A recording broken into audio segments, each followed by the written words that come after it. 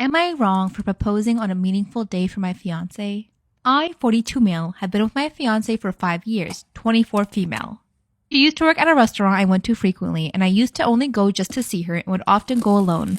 It's a very cute story because I had a schoolboy crush on her and pulled all of the old tricks to get her to go out with me. We started to date and I proposed to her recently on her father's death anniversary, which I thought would be meaningful and take the bad memories out of that date for her. I also knew that during that day she is extra sentimental and emotional, so she is more likely to say yes. And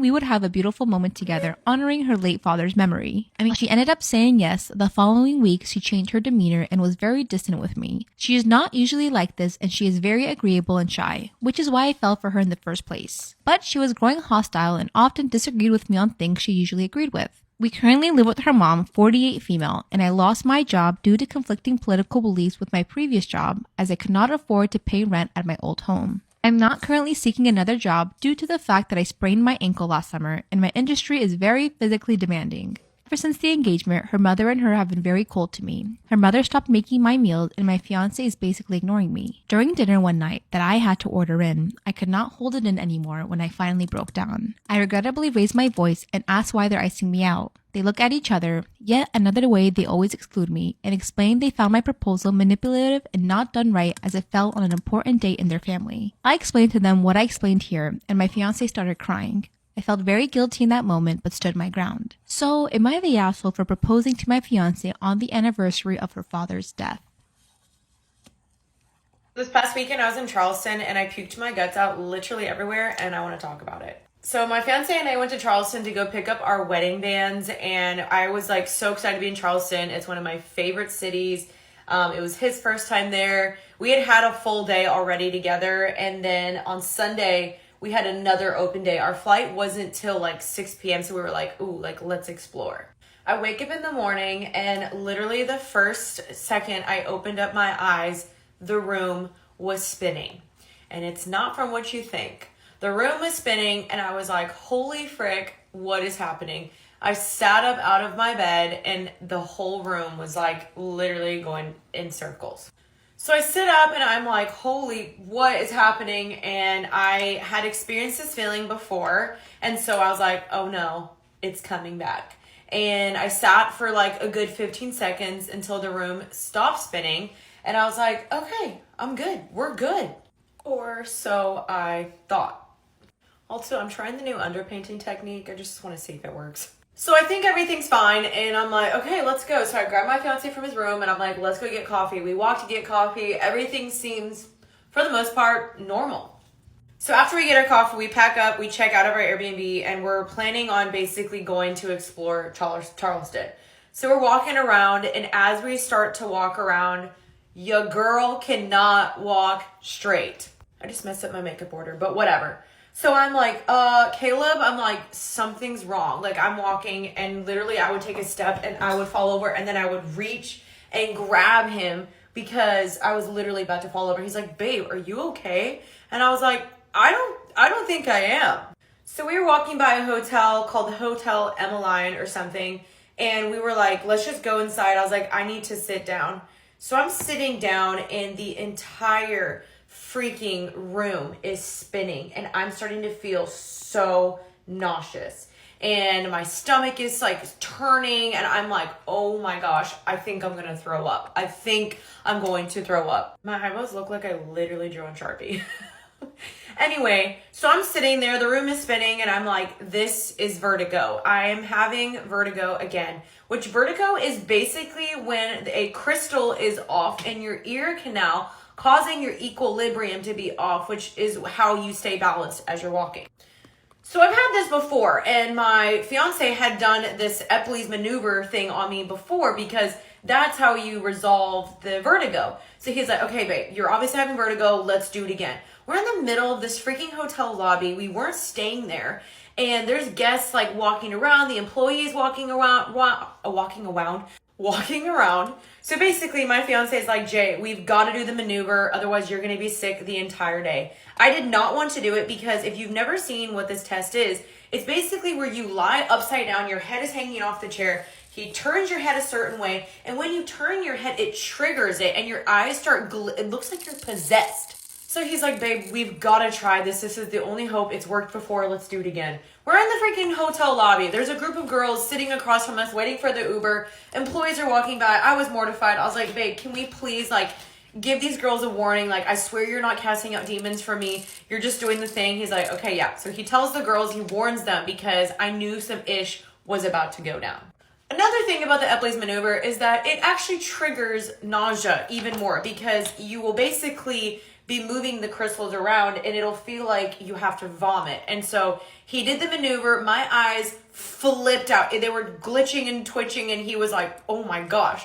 And immediately it triggered my nausea where I got up from doing it and ran outside to go barf in the bushes. They do say whenever you do this test to always have a trash can nearby because this is a common side effect. So I'm running to the bushes. I'm literally full on hands and knees on the dirty ground, puking my guts out. People are walking by. They probably think I'm hungover, which I wasn't. And I was just like, this is just overall not my best look. My fiance just came over. I was literally at the part where I was puking on the ground in the bushes. Guys, you have no idea how bad this was. This was definitely one of my lower moments in life. So I go back to the hotel lobby and I literally, kid you not, I sat there for 6 hours because I could not move without wanting to throw up. Unfortunately, I threw up 3 more separate times, and in each segment, I threw up another 3 to 4 more times. And I'm sure the hotel lobby or the hotel people are like, who are these people? I heard them apparently say the word squatter, and I'm like, they're definitely referring to me. I don't mean to be a squatter. I just literally cannot move. Anyway, finally around like 6 p.m. is when we decided to leave for the airport. Caleb went and got me like electrolytes and got me stuff to hopefully make me feel better, but nothing did. I could not eat. Nothing sounded good. And I somehow, by the grace of God, got on my flight, made it home, and then I'm still actually having vertigo to this day. So I'm still trying to figure out how to recover from it. Mine's not nearly as bad, but I did get a diagnosis. It's my left ear canal. I don't know how it happened, what happened. I'm working on recovering. Not fully there yet, but anything is better than what happened on that day. I never want to relive that ever again. Oh, and might I add, I puked in the bushes twice because the lobby was only closest to the outside. Like the bathroom was like forever away. So I puked twice outside, and I puked right before I got on the Uber, and I'm really glad I did because the Uber driver was driving all cuckoo, and one bump in the road and I would have been done. I truly hope that no one ever gets vertigo because it is probably one of the worst feelings ever. You constantly feel like you are on a ship or like you got off a roller coaster and you're spinning. So I am praying that none of you guys get this. If you ever get invited to an after party at a college party, do not go. And here's why. Me and my best friend at the time, we're going to name her Lacey, got invited to a college party because, you know, it was an all-freshman party. And we just wanted to get to know other freshmen on campus. But the hosts of the party were second and third semesters, and it was really, really lit. It was turned up, it was packed and crowded, but it was very hot and humid in this house. Me and my best friend decided to head over to the drink stand to get us some drinks because it is hot as hell in this party, but they only have like 2 jungle juices. If y'all know what jungle juice is, look it up. They have no water on standby. They have these 2 juices. One juice was red, one juice was yellow. So I'm like, okay, there's no water and I don't have time to be going out in this party. So we're going to take our chances and try to drink this juice and see what's really in it. But we couldn't ask what's really in it because the host of the party was too busy getting faded. So since the drinks did not have labels on them of what was inside of them, they look refreshing or whatever. So I decided to drink the red drink, and my best friend Lacey decided to drink the yellow drink. So while we're drinking, it didn't really taste like nothing. Like, it didn't taste nothing out the ordinary. It just tastes like a whole bunch of juices mixed together until I thought. We're going to name one of the hosts of the party Brian. As Brian pulled me aside as I'm, trying to turn up and get my drink, he asked if I want to come to the after party. I'm invited. I'm like, okay, why not? I'm trying to be up. I'm trying to be out. I'm trying to be outside. So I tell my best friend Lacey, hey, I got invited to the after party. But she was like, no, I'm really hot in here. This really not my vibe. I'm just going to walk to my dorm. Mind you, Lacey's dorm is like 5 minutes away, like as a walk. I have to walk 15 minutes to go to my dorm. We don't live in the same dorm. So it's like, I don't really have no choice to walk, okay? They don't want to just leave because it seems like it's a big deal to get invited to an after party when I'm literally a new college freshman. But as soon as I turned around, Lacey was already gone. So it really wasn't turning back now. Midnight hits, Brian decides to kick out everybody from the party that wasn't going to the after party. And Brian decides to tell me to head down to the basement where that is the after parties being held at. First decision, y'all. So as I'm trying to find the basement, the house gets quieter and quieter as people are leaving. But you would think it would still be loud because it's an after party going on in the basement, right? Open the doors to get to the basement. I start going down the stairs and I peek and it's really, really quiet. So I'm like, okay, where's the party at? I don't hear no music or anything. And then the door closes behind me. So when I look downstairs, it's no one there. I thought this was the after party. Where's the party at? Am I at the party? I don't know. I decided to try to go back upstairs through the door that I came in from the basement. And girl, tell me why the door's locked. When I'm low-key starting to like freak out and notice what's really going on, I start to hear He said to go downstairs for the after party. I go downstairs to the basement and it's empty. It's nobody here. So as I'm going down the stairs, I'm looking for a sign of party and it's no sign of a party. And it's giving me an eerie feeling. So when I try to go back upstairs, the door is locked behind me. I'm like, okay, I don't know what's going on. I know I drank that juice earlier, but I don't know it was messing with me or not because I started to hear hissing from downstairs and hissing as like snakes, like. So at this point, I'm paranoid, but I'm still trying to have a fun time. Maybe it's another door in the basement that leads to the actual party and it's like soundproof. I just can't hear the music. As I continue to walk downstairs, I get to see a pool table that's covered in the black cloth and it's clearly stuff under it, but I really can't tell. But I also see like figures of people, but I can't really see since it's LED lights and it's flashing and I can't see nobody's face. I can't even see my own face. So I go to the side of the basement where it's like a little bar area and I see figures of people, but I'm not really sure like who they are. So I go up to them and I ask and tap one of them. I'm like, hey, is this the after party? Are y'all invited to it too? And they don't say any words. So I'm like, hey, y'all, like, what's up? Why ain't y'all talking? They gonna turn around and like hiss at me. Like literally like hiss at me. So I'm like, girl, who let the dogs out? No, girl, who let the snakes out? What's really going on? I'm freaked out. Why? Like, what's really tea? And the creepy part about it was the person was wearing like a mask. Like they were wearing like a snake mask. Like y'all know at like the Masquerade Ball, they have like them little masks that, yeah, it's So I'm freaked out because this random person just hissed at me wearing this mask. I'm like, I'm ready to go. So I try to go back, run upstairs, but it's two security guards like blocking the entrance to the stairs. So I'm like, hey, what's going on? I'm ready to go. One of them say, it's not time for you to leave yet. Babe, it's time to wrap it up. So I tell one of the security guards, I'm like, hey, I just have to use the restroom. I'll be back downstairs. Don't worry about it. He was like, no, sit. As in like, sit. Like he's hissing at me saying sit. And while he's saying sit, he points at 4 chairs and 3 people are like sitting in these chairs with their heads down with masks on too. I don't know what's going on, but it's getting wild.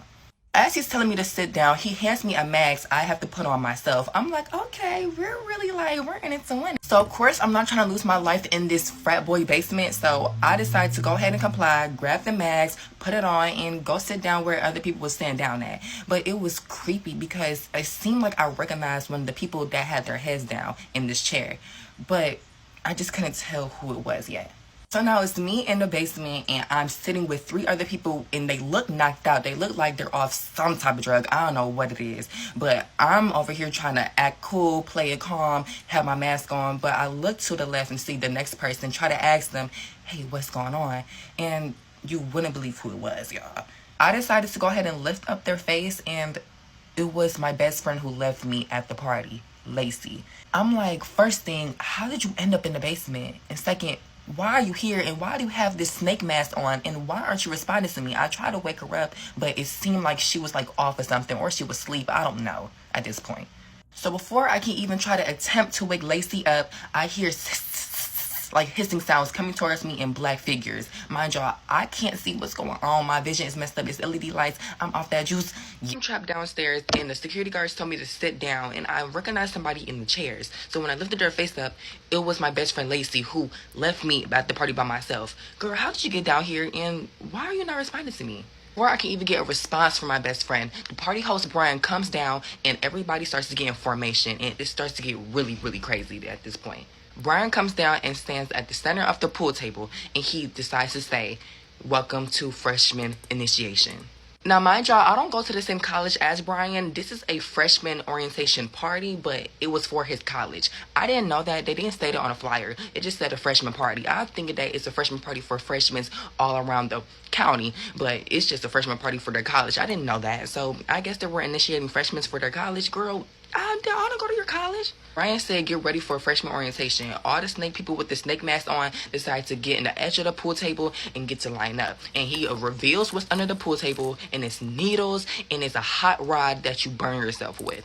If y'all don't know what freshman orientation is, I found out what it was the day after the party, which is basically an initiation where you can able to get higher life status and social status on campus. So I guess you're able to get into clubs faster. You get recognition on campus. You get recommendation letters. It's like a elite thing that's like seems illegal. Snake people put the girl on the pool table like spread out like this, like a Thanksgiving dinner, and she has to decide if she's going to get a tattoo of a snake eye or if she's going to have to get burned with a snake logo in her skin. Like branding, you know what they do with cows, where they dip it and like they burn you with the logo. It's sick. I couldn't sit and watch this girl do it, but they did it to her, and she decided to get the stick and poke, which y'all know what stick and poke is. You basically get a needle, then you get paint, then you put the needle in the paint, then you put it in your skin, and keep sticking and poking. It's like worst alternative to a tattoo. After the girl was finished, I couldn't watch it because it was blood everywhere. It was like crazy. They decided to go to my best friend Lacey, but Lacey, as soon as they touched her, she threw up on them, and they had to bring her upstairs. So I'm like, okay, let me follow after y'all leave. So when they try to get me, I had to fake a seizure.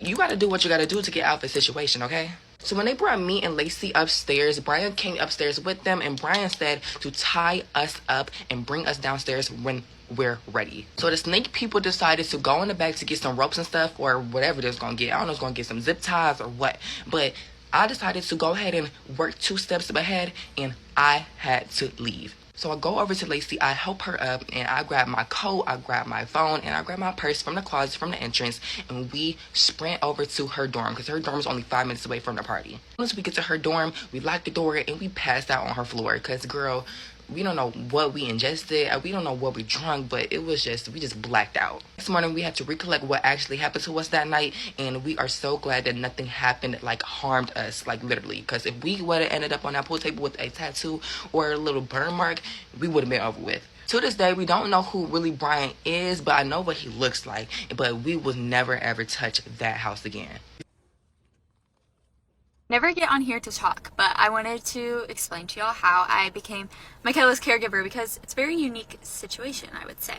So, 2 years ago, Michaela's accident happened and she became paralyzed. But before her accident, I had just finished esthetician school, and I was like, I had a month where I was waiting for the school to release my hours to be able to take my test to get licensed, and that's just like all kind of a process, like taking your board exams and getting your license. So I was in a time in my life that I was just kind of not doing anything. I couldn't start looking for a job because, again, the process takes too long, and I was just like kind of studying for my tests, like preparing.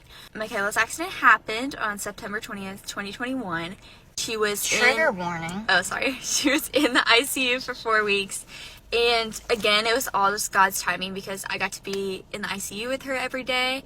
And then we moved to Houston for a month where she went to rehab, and I got to go along to Houston and be with her at rehab every day. While she was in rehab, me and my mom were starting to learn how to take care of Michaela and kind of see how her new life was going to be.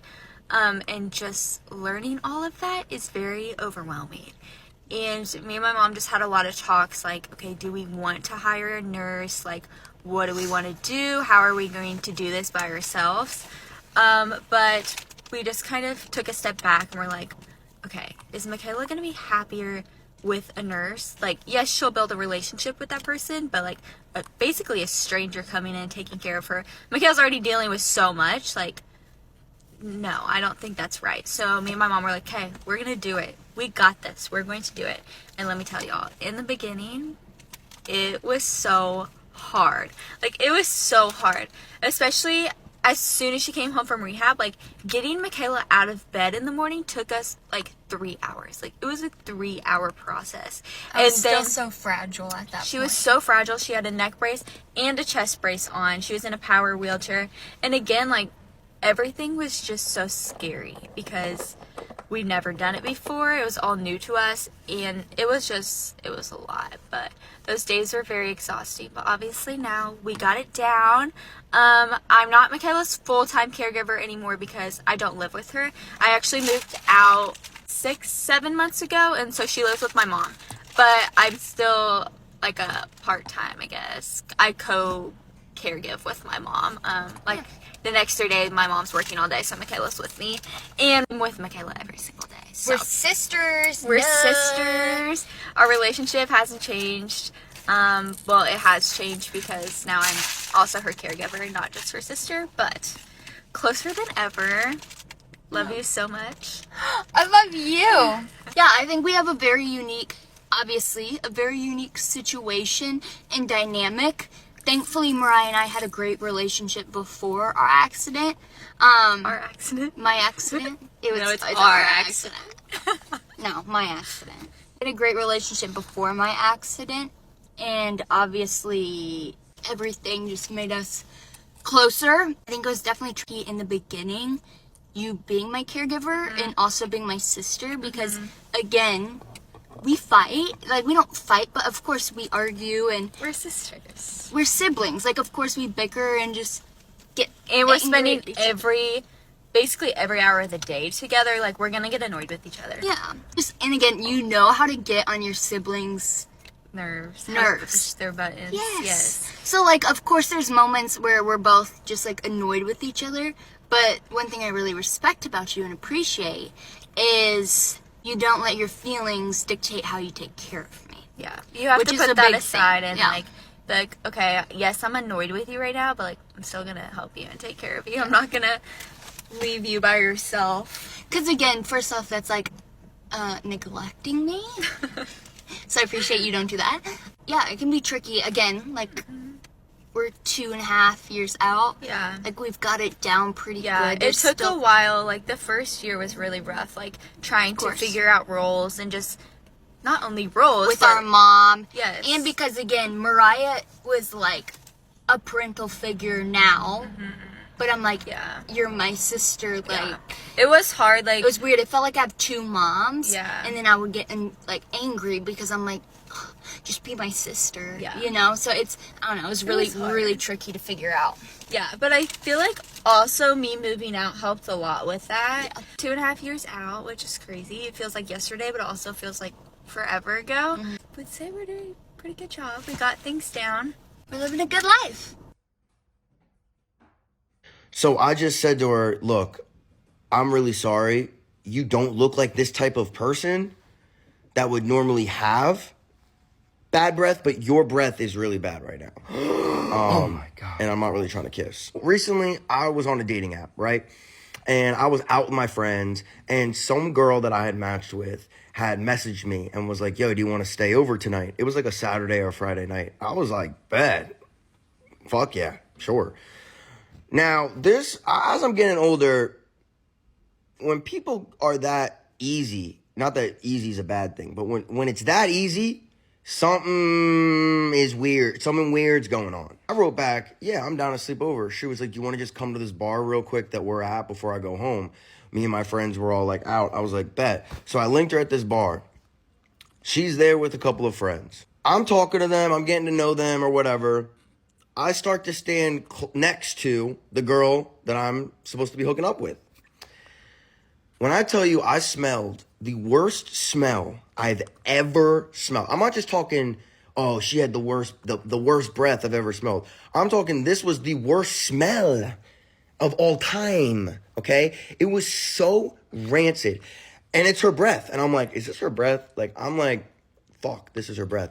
And then her friends are looking at us standing next to each other, and they're like, oh my God, you guys look so cute. Kiss each other. Kiss. Kiss. And she kind of is like waiting for me. And I'm kind of like going like this, you know, I'm not trying to really kiss. And I was trying to think of any excuse to try to save everyone's feelings. So I was like, oh, I just don't really like PDA. I'm not a PDA type of guy. Total lie. I love PDA. But I was like, I'm not a PDA type of guy. They were like, oh, okay, whatever. The friends left. I'm trying to figure out how to go. Now, keep in mind, this all happened within like 10 minutes. So I'm like, how can I fucking leave without it seeming so fucking weird? She's like, I called an Uber. As we're waiting for the Uber, she keeps trying to kiss me again. And I was like, I couldn't figure out a way what to do or what to say. So I just said to her, look, I'm really sorry. You don't look like this type of person that would normally have bad breath, but your breath is really bad right now. Oh my God. And I'm not really trying to kiss. She was like, and I just can't believe I said that. Like, I couldn't believe it. The smell was so bad. I'm telling you, the smell was so bad that I was like, you have bad breath. You have bad breath. This is where you guys are going to be like, what's wrong with you, bro? I got in the Uber. And I was like, in my head, I'm like, maybe when we get back to her place, I could be like, yo, like, we should both brush our teeth real quick. She's like, oh my God, I can't believe my breath is that bad. Like, I hope I don't have halitosis. I was like, what? She's like, halitosis, it's where you have bad breath and you can't help it. It's like a disease. And like the way she said it, I was like, oh, you definitely have halitosis. You know you have it. We got to her house. We get into her apartment. She has dogs and she has a carpet in the living room. And she goes, oh, before you go sit on the couch and on the carpet, put these sandals on. I was like, why? Do your dogs piss on the carpet? And she was like, yeah, sometimes. Do you clean it up? Well, it's really hard to clean up. So your whole place just got piss and dog shit all over it? Yeah, I'm out. I left. I dipped. I paid for a $40 Uber home, okay? And this place was only like 10 minutes away from where I live. I didn't give a fuck. I was like, I'm calling an Uber. And what's even crazier about it is when I got home, I couldn't get rid of the smell. So I brushed my teeth, still couldn't get rid of the smell. I put lotion on my face with some fragrance on it, still couldn't get rid of the smell. I threw up. I fucking threw up. That's how bad this fucking smell was. When I was single and I saw a cute guy at the bar or the restaurant that I wanted to come talk to me, this is what I did, and it worked every single time. I'm not even kidding. Let me set the scene for you, all right? So you're at a restaurant, you're at a bar, you're with your friends, and you see someone, and you're like, right? You want to talk to them. Now this works if they're like sitting at the bar or near the bar or standing by a bar. Go belly up to the bar, right? And wait for the bartender to come ask you what you want to drink. You don't need to say anything to the guy. You don't need to acknowledge them. Get on your phone, talk to whomever is around you, do whatever you want. And when the bartender finally comes up to you because it's your turn to order a drink and asks you, hey, what do you want to drink? You say, I'm not sure. And then you turn to the guy that you were Googling at, right? You say, what are you drinking? That's all you say. You don't say anything else. You turn back to the bartender and you say, yeah, I'll just take 2 of those. This is the part that most people, this is where they mess up. And this might seem like a little game, a little toxic. I don't know. Don't start a conversation with the guy who you just asked what they're drinking. Look around like you're looking for your friends. Get on your phone. Literally do anything else. And when the bartender finally brings you over your drinks, you just slide the other one over to the guy and you say, have a good night. And then you walk away.